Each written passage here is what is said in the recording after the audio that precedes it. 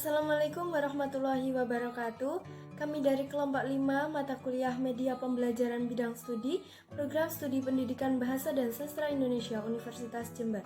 Pada kesempatan kali ini kami akan membahas mengenai pengembangan dan penggunaan media pembelajaran.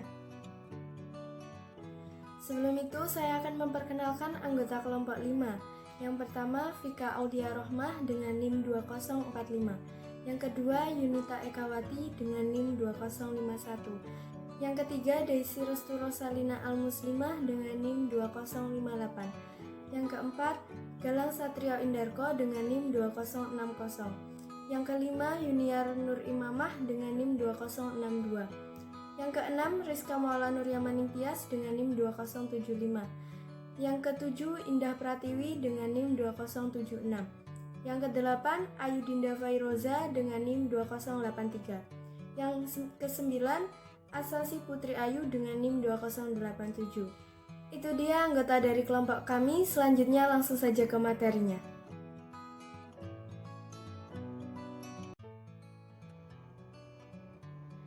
Materi yang akan kita bahas pertama di sini adalah tentang pengertian pengembangan media pembelajaran dan prinsip penggunaan media pembelajaran.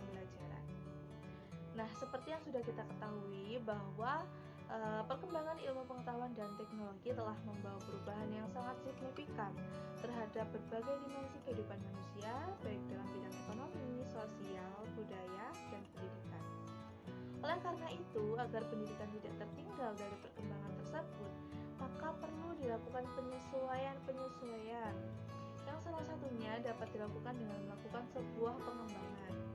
Nah, pengembangan sendiri adalah proses atau langkah yang dilakukan untuk membuat atau menyempurnakan sebuah produk sesuai dengan acuan atau kriteria tertentu. Sedangkan pengertian dari pengembangan media pembelajaran adalah serangkaian proses atau kegiatan yang dilakukan untuk menghasilkan suatu media pembelajaran berdasarkan teori pengembangan yang telah ada. Nah, dalam menggunakan media pembelajaran tersebut, terdapat prinsip pokok yang harus diperhatikan, yakni bahwa media tersebut digunakan dan diarahkan untuk mempermudah siswa belajar dalam upaya memahami materi pelajaran. Artinya apa? Bahwa penggunaan media pembelajaran harus dipandang dari sudut kebutuhan siswa. Nah, dalam menggunakan media pembelajaran, hendaknya guru perlu memperhatikan sejumlah prinsip tertentu agar penggunaan media tersebut dapat mencapai hasil yang maksimal. Prinsip-prinsip tersebut menurut Dr. Nana Sujana tahun 1991 halaman 104 adalah sebagai berikut. Yang pertama, guru menentukan jenis media dengan tepat. Artinya, sebaiknya guru memilih terlebih dahulu media manakah yang sesuai dengan tujuan dan bahan pengajaran yang akan diajarkan. Yang kedua, guru menetapkan dan memperhitungkan subjek dengan tepat. Artinya apa? Perlu diperhitungkan apakah penggunaan media itu sesuai dengan tingkat kematangan atau kemampuan peserta didik. Lalu yang ketiga adalah menyajikan media dengan tepat. Artinya, teknik dan metode penggunaan media dalam pengajaran harus disesuaikan dengan tujuan, bahan metode, waktu, dan sarana yang ada. Dan yang terakhir adalah menempatkan atau memperlihatkan media pada waktu, tempat, dan situasi yang tepat.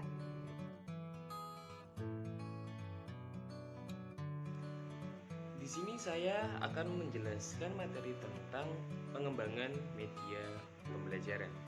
Pengembangan media pembelajaran yang pertama yaitu perencanaan media pendidikan. Perencanaan media pendidikan dalam hal membuatnya kita perlu memperhatikan dan mempertimbangkan hal-hal seperti yang pertama, analisis kebutuhan dan karakter siswa. Kebutuhan adalah kesenjangan antara kemampuan, keterampilan, dan sikap siswa yang berada di antara keterampilan yang mereka miliki sekarang.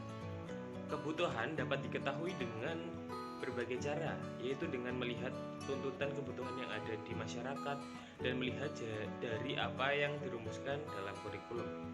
Suatu media akan dianggap terlalu mudah bagi siswa bila siswa tersebut telah memiliki sebagian besar pengetahuan yang disajikan oleh media tersebut. Sebaliknya, media akan dipandang terlalu sulit bagi siswa bila siswa belum mengetahui pengetahuan yang diperlukan sebelum menggunakan media tersebut.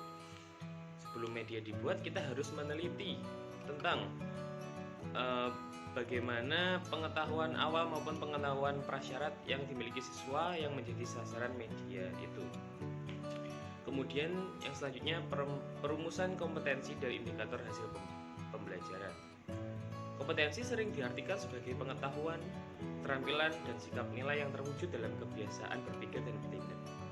Standar kompetensi adalah standar kompetensi atau kemampuan yang distandarkan untuk jenjang kelas dan semester tertentu. Sedangkan kompetensi dasar adalah kemampuan pokok yang membentuk kompetensi atau yang tercantum dalam kompetensi yang distandarkan tersebut. Indikator merupakan penanda pencapai kompetensi dasar yang ditandai oleh perubahan perilaku yang dapat diukur yang mencakup sikap, pengetahuan, dan keterampilan. Dalam pengembangan indikator perlu mengembangkan beberapa hal seperti yang pertama, tuntutan kompetensi. Tuntutan kompetensi yang dapat dilihat melalui kata kerja yang sering digunakan dalam kompetensi dasar. Yang selanjutnya adalah karakteristik mata pelajaran, peserta didik, dan sekolah. Berikutnya potensi dan kebutuhan peserta didik, masyarakat, dan lingkungan. Indikator memiliki beberapa fungsi. Yang pertama adalah pedoman dalam mengembangkan materi pembelajaran. Yang kedua adalah pedoman dalam mendesain kegiatan pembelajaran. Yang ketiga, pedoman dalam mengembangkan bahan ajar. Dan yang keempat, pedoman dalam merancang dan melaksanakan penilaian hasil belajar. Mekanisme pengembangan indikator yang ditempuh dengan langkah-langkah seperti menganalisis tingkat kompetensi dalam standar kompetensi dasar, menganalisis karakteristik mata pelajaran, kemudian menganalisis kebutuhan dan potensi, serta pengembangan materi pembelajaran. Kemudian tahapan perencanaan pendidikan yang selanjutnya yaitu pengembangan materi pembelajaran yang akan dilakukan di sekolah. Materi pembelajaran adalah pengetahuan, keterampilan, dan sikap yang harus dikuasai peserta didik dalam rangka memenuhi standar kompetensi yang ditetapkan. Materi pembelajaran hendaknya materi yang benar-benar menunjang tercapainya standar kompetensi dan kompetensi dasar, serta tercapainya indikator. Hal-hal yang perlu diperhatikan berkenaan dengan pemilihan materi pembelajaran adalah jenis, cakupan, urutan, dan perlakuan terhadap materi pembelajaran tersebut. Jenis-jenis materi pembelajaran dapat diklasifikasikan sebagai yang pertama fakta, yang kedua konsep, yang kedua prinsip, yang keempat prosedur, dan yang kelima sikap. Prinsip-prinsip yang dijadikan dasar dalam menentukan materi pembelajaran meliputi kesesuaian, relevansi maksud saya, kemudian keajegan atau konsistensi, dan kecukupan atau adequacy. Selanjutnya langkah pengembangan media pembelajaran yang selanjutnya adalah perumusan alat pengukur keberhasilan.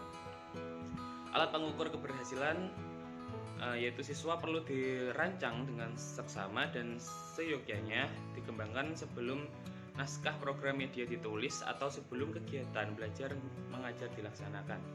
Alat ini berupa tes, penugasan, ataupun daftar cek perilaku. Kemudian kegiatan pengembangan pembelajaran yang selanjutnya adalah penulisan naskah. Naskah menjadi penuntun kita dalam membuat bahan presentasi untuk media visual atau merekam suara untuk media audio. Untuk mengambil gambar serta merekam suara untuk merekam suara, ada beberapa petunjuk yang perlu kita ikuti ketika kita akan menulis naskah program media audio. Yang pertama, bahasa. Yang kedua, musik dalam program audio. Yang ketiga, keterbatasan daya konsentrasi. Yang keempat, beberapa istilah yang dapat digunakan dalam naskah. Baik, cukup penjelasan materi tentang pengembangan media pembelajaran dari saya. Selanjutnya saya serahkan ke pemateri lain. Terima kasih. Sebelum saya menjelaskan prosedur penggunaan media pembelajaran, saya akan menjelaskan 3 fungsi dari media pembelajaran. Yang pertama yaitu meningkatkan daya ingat siswa, yang kedua meningkatkan pemahaman siswa, yang terakhir yaitu memperjelas pengalaman siswa. Adapun hal-hal yang perlu diperhatikan oleh seorang guru ketika menentukan media pembelajaran, yaitu yang pertama menganalisis karakteristik siswa dan kebutuhan siswa. Jadi seorang guru sebelum menentukan media pembelajaran hendaklah mengetahui keterampilan siswa dari awal. Karena apa? Dengan itu seorang guru akan mengetahui dan menentukan media pembelajaran seperti apa yang akan disajikan nanti. Yang kedua adalah menentukan tujuan pembelajaran. Jadi ketika seorang guru memilih media pembelajaran, hendaknya juga mengetahui bagaimana tujuan dari pembelajaran tersebut. Karena apa? Karena dari pembelajaran ini seorang guru dan siswa harus memecahkan sebuah masalah dalam pembelajaran tersebut. Jadi dengan kita memecahkan dari masalah pembelajaran itu, kita bisa mengetahui bagaimana tujuan pembelajaran ini. Adapun yang ketiga yaitu persiapan seorang guru. Jadi yang pertama, seorang guru harus mempersiapkan media pembelajaran tersebut. Terus yang kedua, seorang guru harus mempersiapkan keterampilan penggunaan dari media pembelajaran tersebut. Yang ketiga, seorang guru harus mampu menghitung untung rugi dari pemanfaatan media pembelajaran tersebut. Yang terakhir yaitu guru harus menjelaskan lebih lanjut bagaimana materi yang dirasa kurang jelas oleh seorang murid. Selain persiapan guru, juga ada persiapan kelas. Jadi ada beberapa tahap dari persiapan kelas ini. Yang pertama yaitu mempersiapkan kelas secara kondusif. Terus yang kedua, memberikan penjelasan khusus terhadap ide-ide yang sulit dimengerti oleh siswa. Yang ketiga yaitu mengarahkan siswa secara dari berbagai stimulus. Yang terakhir yaitu mengarahkan pusat perhatian mereka ke melalui komentar ataupun pertanyaan pendahulu. Adapun langkah-langkah yang perlu diperhatikan dalam mempersiapkan media pembelajaran. Jadi yang pertama, media pembelajaran itu isinya harus mencakup semua isi atau inti dari pembelajaran. Terus yang kedua, media pembelajaran itu harus mudah dimengerti oleh seluruh siswa. Dan yang ketiga yaitu media pembelajaran harus memfasilitasi atau terjangkau oleh seluruh siswa. Adapun yang keempat yaitu media pembelajaran harus tersampaikan dengan baik pesan atau informasinya. Yang terakhir, media pembelajaran harus mampu terfokus atau mampu menstimulasi siswa dalam mempelajari media pembelajaran tersebut. Jadi yang terakhir ada langkah evaluasi. Jadi selain prosedur pengembangan, prosedur penggunaan juga memiliki dari langkah evaluasi. Yaitu ada dua. Yang pertama evaluasi pembelajaran, yang kedua yaitu evaluasi media. Jadi evaluasi media itu untuk mengetahui bagaimana materi dari media pembelajaran ini tersampaikan. Jadi prosedur penggunaan media pembelajaran ini harus melewati beberapa langkah dan akan menghasilkan beberapa manfaat.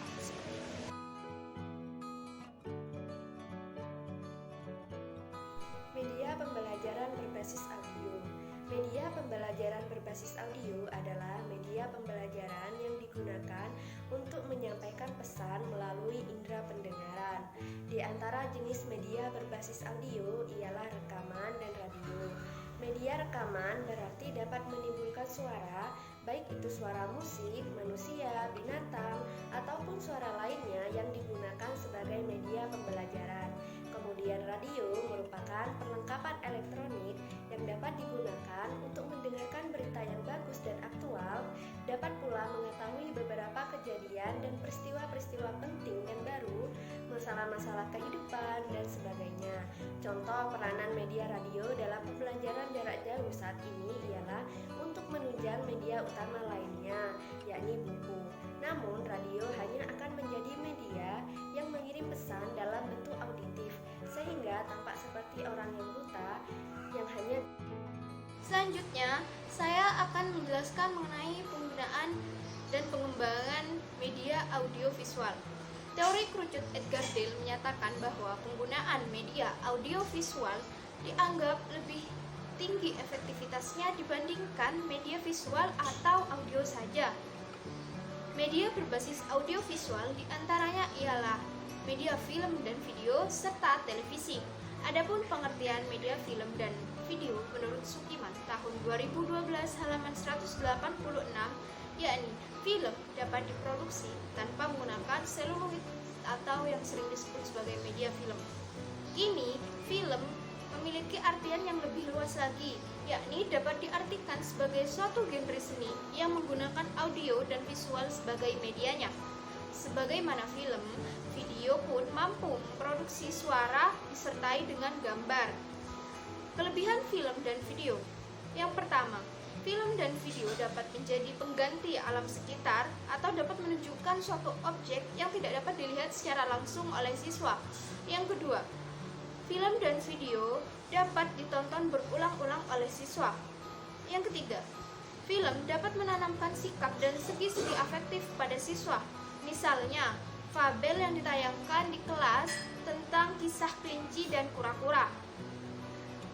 Keempat, film mengandung nilai-nilai positif, dapat mengundang pemikiran serta menjadi pembahasan dalam kelompok. Yang kelima, film dan video dapat menyajikan peristiwa yang berbahaya bila dilihat secara langsung, seperti melihat lahar gunung berapi atau perilaku binatang buas. Jika dilihat secara langsung, maka hal itu menjadi suatu hal yang berbahaya. Melalui media film dan video, hal itu memungkinkan untuk siswa dapat melihat perilaku binatang buas. Kemudian, film dan video dapat ditunjukkan kepada kelompok besar atau kelompok kecil, baik kelompok yang heterogen maupun perorangan. Dan yang terakhir, media film dan video tentunya dapat menghemat waktu. Adapun kekurangannya ialah pengadaan film dan video umumnya memerlukan biaya mahal dan waktu yang banyak. Pada saat film dipertunjukkan, gambar-gambar bergerak terus sehingga tidak semua peserta didik mampu mengikuti informasi yang ingin disampaikan melalui film tersebut. Kemudian film dan video yang tidak tersedia selalu sesuai dengan kebutuhan. Jadi, guru harus dapat memproduksi sendiri jika ingin disesuaikan dengan kebutuhan siswa. Yang selanjutnya yakni televisi. Televisi pendidikan adalah penggunaan program tertentu pada saluran televisi yang direncanakan untuk mencapai tujuan pengajaran tanpa melihat siapa penyiar atau aktornya. Adapun kelebihan media televisi menurut Arsyad tahun 2003 halaman 51 dan Sadiman tahun 2006 halaman 71 ialah sebagai berikut. Yang pertama, televisi dapat memancarkan berbagai jenis media audiovisual seperti film, drama, spesimen, dan sebagainya. Yang kedua, televisi dapat menyajikan model dan contoh yang baik bagi peserta didik secara langsung. Yang ketiga, televisi dapat membawa dunia nyata ke rumah dan ke kelas-kelas seperti orang, tempat-tempat umum, dan peristiwa melalui penyiaran langsung atau rekaman. Yang keempat, televisi memberikan kesempatan bagi peserta didik agar dapat mendengar dan melihat secara mandiri. Yang kelima, televisi dapat menyajikan program-program interaktif yang tentunya akan sangat bermanfaat bagi siswa. Yang keenam, yakni televisi dapat menyajikan visual dan suara yang sulit didengar oleh siswa dalam dunia nyata. Dan yang terakhir, televisi tentunya dapat menghemat waktu pembelajaran di kelas. Adapun kelemahan televisi dipaparkan sebagai berikut. Pertama, televisi hanya mampu menyajikan komunikasi satu arah. Yang kedua, peserta didik tidak dapat memahami pesan yang disampaikan sesuai dengan kemampuan individu peserta didik. Yang ketiga, guru tidak memiliki kesempatan untuk merevisi film sebelum film itu ditayangkan. Dan yang keempat, layar pesawat televisi ini tidak mampu menjangkau kelas yang besar sehingga sulit bagi peserta didik untuk dapat melihat secara rinci, khususnya peserta didik yang duduk di belakang. Yang kelima, peserta didik dapat bersikap pasif selama penayangan karena sifat dari media televisi itu sendiri yakni komunikasi satu arah. Menurut Darwanto tahun 2007, halaman 130 sampai 134, acara pendidikan yang disiarkan melalui televisi dapat diklasifikasikan menjadi dua, yakni siaran pendidikan sekolah atau school broadcasting dan siaran pendidikan sepanjang masa. Siaran pendidikan sekolah ditujukan bagi murid dari jenjang taman kanak-kanak hingga mahasiswa di perguruan tinggi. Siaran jenis ini memperhatikan kurikulum sekolah. Sementara siaran pendidikan sepanjang masa itu hanya dilandasi oleh nilai-nilai pendidikan dan yang menjadi sasaran ialah halayak umum tanpa memperhatikan jenjang sekolah atau tingkat pendidikan. Nah, jika pada siaran pendidikan sekolah, pihak stasiun televisi bekerja sama dengan Departemen Pendidikan Nasional, berbeda halnya pada siaran pendidikan sepanjang masa. Pada siaran pendidikan sepanjang masa ini, pihak stasiun penyiaran bekerja sama dengan departemen yang sesuai dengan topik atau klasifikasi bahasan. Seperti contohnya, siaran pendidikan sepanjang masa mengangkat topik mengenai pertanian. Maka, pihak stasiun televisi ini akan bekerja sama dengan Departemen Pertanian. Terima kasih. Hakikat pembelajaran visual. Menurut Sukiman tahun 2012, hakikat pembelajaran berbasis visual adalah media pembelajaran yang menyalurkan pengetahuan melalui indera pandang atau penglihatan. Secara umum, gaya belajar dikenal dengan 3 macam. Yang pertama visual, auditorial, dan kinestik. Gaya belajar visual merupakan belajar melalui apa yang mereka lihat. Gaya belajar auditorial merupakan belajar melalui apa yang mereka dengar. Dan gaya belajar kinestik merupakan gaya belajar melalui gerak atau sentuhan. Selanjutnya yaitu macam-macam media visual dalam pembelajaran. Secara umum, media pembelajaran berbasis visual dikelompokkan menjadi 2 macam, yaitu media grafis dan media cetak. Media grafis dapat diartikan sebagai media visual yang berfungsi untuk menyalurkan pesan dari sumber ke penerima pesan melalui perpaduan antara kata-kata dan gambar. Terdapat beberapa jenis media grafis, yaitu sebagai berikut. Yang pertama adalah media gambar atau foto. Terdapat 6 hal yang harus diperhatikan ketika mengembangkan dan menggunakan gambar atau foto sebagai media pembelajaran, yaitu yang pertama, autentik. Kedua, komposisi gambar atau foto yang jelas. Ketiga, dapat diperbesar atau diperkecil. Keempat, yaitu gambar atau foto sebaiknya mengandung gerakan atau perbuatan. Kelima, dapat mencapai tujuan pembelajaran. Dan yang terakhir, gambar atau foto hendaklah bagus dari sudut seni. Yang kedua adalah media sketsa. Sketsa adalah gambar yang sederhana atau graf kasar yang melukiskan bagian-bagian pokok tanpa detail. Media sketsa ini dapat dibuat sendiri oleh guru. Yang ketiga adalah media bagan. Bagan adalah media visual yang berfungsi menyajikan konsep-konsep yang sulit bila hanya disampaikan secara tertulis atau lisan. Dalam mengembangkan dan menggunakan bagan sebagai media pembelajaran, terdapat beberapa hal yang harus diperhatikan oleh guru, yaitu yang pertama, dapat dimengerti anak. Kedua, sederhana dan lugas. Tiga, up to date. Selanjutnya adalah media grafik. Grafik adalah media visual dalam bentuk gambar sederhana untuk menyajikan data kuantitatif yang menggunakan titik-titik, garis, atau gambar. Dalam mengembangkan dan menggunakan grafik sebagai media pembelajaran, guru harus memperhatikan hal-hal berikut, yaitu yang pertama, jelas untuk dilihat oleh seluruh peserta didik. Yang kedua, hanya menyajikan satu ide setiap grafik. 3, sederhana. 4, mudah dibaca. 5, menggambarkan kenyataan. 6, menarik, dan 7, teliti. Yang kelima yaitu media papan tulis. Terdapat beberapa hal yang harus diperhatikan dalam penggunaan papan tulis sebagai media pembelajaran, yaitu sebagai berikut. Pertama, yaitu mempunyai warna yang kontras dengan tulisan atau gambar. Kedua, yaitu acuan bentuk dan ukuran. Ukuran papan tulis dinding sekurang-kurangnya adalah 3 kali 1,20 meter atau disesuaikan dengan luas dinding depan kelas. Ketiga, pemasangan dan letak. Keempat, usahakan letak papan tulis itu tidak terlalu dekat dengan daratan bangku peserta didik paling depan. Yang keenam adalah media papan planet. Papan Papan flanel adalah media pembelajaran dua dimensi yang dibuat dari kain flanel yang ditempelkan pada sebuah triplek, papan, atau gabus. Media ini dapat digunakan untuk mengajarkan membedakan makna, pengembangan perbendaharaan kata-kata, dramatisasi, mengembangkan konsep, dan memberikan pesan tentang pokok-pokok cerita. Yang ketujuh adalah media papan buletin. Papan buletin dalam pembuatannya mirip dengan pembuatan majalah dinding atau mading. Umumnya, kegiatan perancangan, tata letak, dan pemasangan isi pesan dalam papan buletin menjadi tanggung jawab guru dan siswa. Dalam mengembangkan papan buletin sebagai media pembelajaran, terdapat beberapa hal yang harus diperhatikan, yaitu menarik, rapi, up to date, dan dinamik. Yang kedelapan adalah media poster. Poster merupakan gagasan yang dicetuskan dalam bentuk ilustrasi gambar yang disederhanakan dan disesuaikan dengan kondisi tempat serta isi pesan. Dalam pembuatan poster harus memperhatikan prinsip-prinsip tertentu agar dihasilkan poster yang baik, yaitu diantaranya: 1. Gambar yang disajikan harus memperlihatkan segi-segi artistik dan memperhatikan komposisi warna yang pas. Yang kedua, kalimat-kalimat yang digunakan harus diutarakan dalam bentuk bahasa yang sederhana, populer, familiar, dan akrab.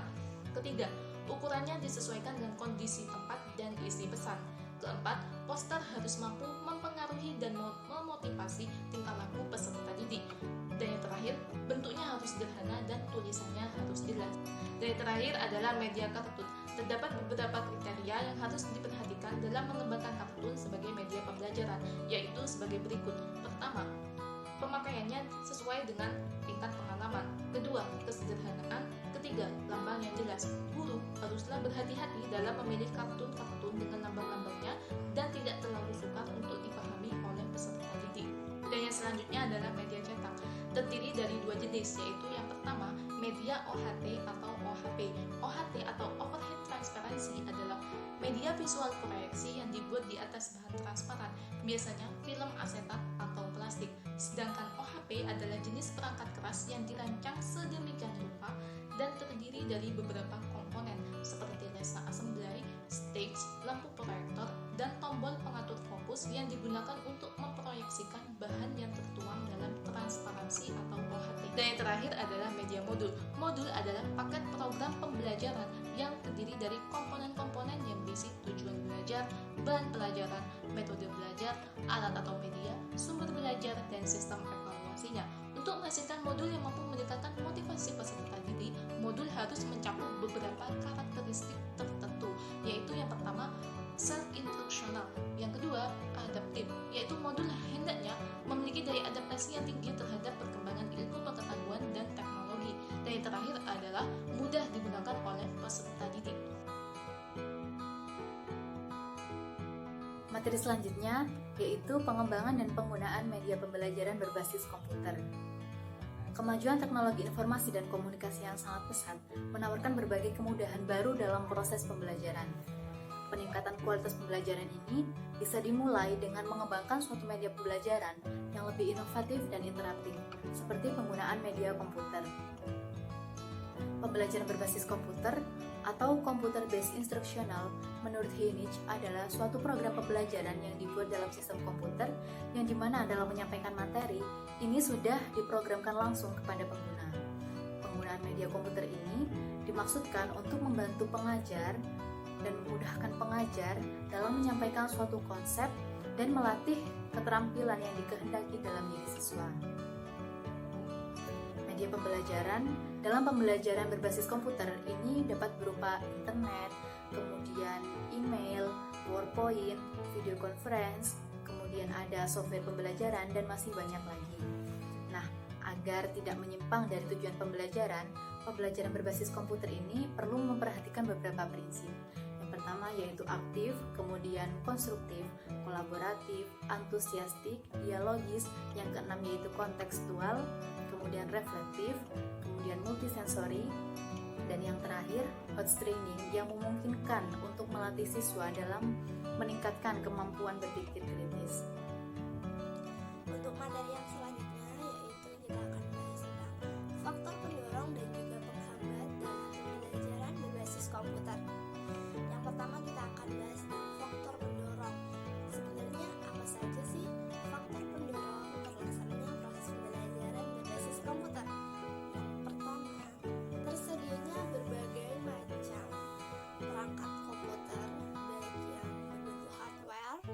software. Yang kedua, derasnya arus informasi dan model-model pembelajaran berbasis komputer. Yang ketiga, adanya program pemerintah di mana program ini untuk merintis sekolah agar bertaraf internasional. Yang keempat, perkembangan teknologi yang sangat pesat. Yang kelima, adanya kesadaran diri dan juga motivasi dari pihak sekolah untuk dapat maju dan juga mengembangkan diri. Yang keenam, sekaligus sebagai faktor pendorong yang terakhir, yaitu tingginya tuntutan sumber daya manusia sebagai akibat dari globalisasi. Itu dia beberapa faktor pendorong terciptanya proses pembelajaran berbasis komputer. Nah, sekarang kita akan beralih ke faktor-faktor apa saja sih sebenarnya sebagai faktor penghambat pembelajaran berbasis komputer.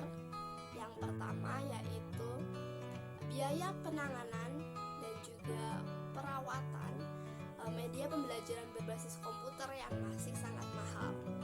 Yang kedua, belum adanya orang yang berkompeten untuk mengenalkan tentang bagaimana pembelajaran berbasis komputer. Yang ketiga, sekaligus sebagai faktor penghambat yang terakhir, yaitu sumber daya manusia di Indonesia masih sangat rendah, di mana sebagian besar dari sumber daya manusia ini masih